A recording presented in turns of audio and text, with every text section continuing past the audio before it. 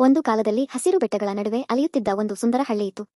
ಆ ಹಳ್ಳಿಯಲ್ಲಿ ರಾಮು ಎಂಬ ಬಡ ಭಿಕ್ಷುಕನು ಬದುಕುತ್ತಿದ್ದನು. ಅವನು ಹಳೆಯ ಬನಿಯನ್ ಮರದ ಕೆಳಗೆ ಕುಳಿತು ಬಡರಾಗಿ ಬದುಕುತ್ತಿದ್ದರೂ ಅವನ ಹೃದಯ ತುಂಬಾ ಒಳ್ಳೆಯದು. ಅವನು ತನ್ನ ಕೈಗೆ ಸಿಕ್ಕ ಆಹಾರವನ್ನು ಜಂತುಜಾನವರೊಂದಿಗೆ ಹಂಚುತ್ತಿದ್ದನು ಮತ್ತು ಮಕ್ಕಳಿಗೆ ಕತೆಗಳು ಹೇಳುತ್ತಿದ್ದನು. ಒಂದು ದಿನ ಹಳ್ಳಿಯ ರಾಜ ಅಕಸ್ಮಾತ್ ಸಾವಿಗೀಡಾದನು. ಅವನಿಗೆ ಉತ್ತರಾಧಿಕಾರಿ ಯಾರೂ ಇರಲಿಲ್ಲ. ಹಳ್ಳಿ ಹಿರಿಯರು ನಿರ್ಧರಿಸಿದರು, ಹೊಸ ರಾಜನ ಆಯ್ಕೆ ಬುದ್ಧಿಮತ್ತೆ ಮತ್ತು ದಯೆಯ ಆಧಾರದಲ್ಲಿ ನಡೆಯಬೇಕು. ಹಿರಿಯರು ಒಂದು ಸಮಸ್ಯೆ ಹೇಳಿದರು. ಹಳ್ಳಿಯ ತೋಟದ ಬಾವಿ ಒಣಗುತ್ತಿದೆ, ಇದಕ್ಕೆ ಪರಿಹಾರ ಹುಡುಕಬೇಕು. ಹಲವರು ಬಂದು ಭವ್ಯ ಯೋಜನೆಗಳನ್ನು ಹೇಳಿದರು. ಕೊನೆಗೆ ರಾಮು ಬಂದು ತನ್ನ ಮಾತು ಶುರು ಮಾಡಿದನು. ಅವನು ಹೇಳಿದನು, ನಾವು ಪ್ರಕೃತಿಯನ್ನು ಕಾಪಾಡದ ಕಾರಣದಿಂದ ಬಾವಿ ಒಣಗಿದೆ. ಪ್ರತಿದಿನವೂ ಪ್ರತಿ ಮನೆಯವರು ಒಂದು ಹಡಗಿನ ನೀರನ್ನು ಬಾವಿಗೆ ಹಾಕಲಿ. ಬಾವಿ ಸುತ್ತಲಿನ ಪ್ರದೇಶವನ್ನು ಸ್ವಚ್ಛವಿಟ್ಟು ಮೂಲವನ್ನು ರಕ್ಷಿಸೋಣ. ಮೊದಲು ಜನರು ನಕ್ಕರು. ಆದರೆ ಹಿರಿಯರು ಆ ಕಲ್ಪನೆಗೆ ಮರುಕಿದರು. ಹಳ್ಳಿಯವರು ದಿನದಿಂದ ದಿನಕ್ಕೆ ಅದನ್ನು ಅನುಸರಿಸಿದರು.